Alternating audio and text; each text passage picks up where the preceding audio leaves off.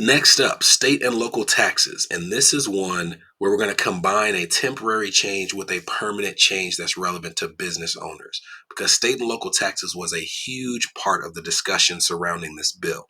The reason is in the Tax Cut and Jobs Act in the first Trump administration, they instituted a change that radically increased the tax burden for people who lived in high income areas that are high state tax areas. And that was the limitation of state and local tax deductions. So what people would do is if they itemized their taxes and claimed all of their own individual deductions, they would in years prior to the Tax Cut and Jobs Act be able to claim all of their state and local taxes as a deduction.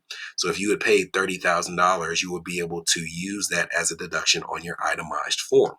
Well, the Tax Cut and Jobs Act changed that, and it put a limit on the amount that you could deduct at $10,000. Now, some might say that this was a way of making sure that high income earners pay their fair share of tax. If you're looking less charitably on it, you might say that the majority of states that charge a very high income tax rate are blue states, and this is something that was meant to make them pay a higher amount in taxes.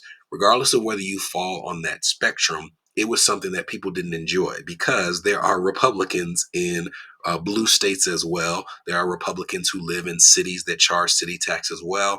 And it was something that they were hoping to have repealed or lifted under this bill.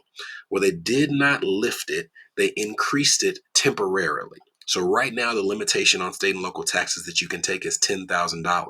That is going to increase from $10,000 to $40,000 temporarily. This is another one that ends in that 2028, 2029 window.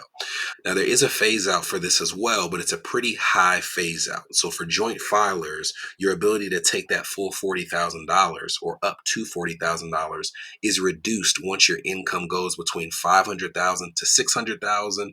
And then if you're a single filer, it's between $250,000 to $300,000. Those are pretty high income levels. So I do see this as one that many people are going to use to their benefit over the next few years.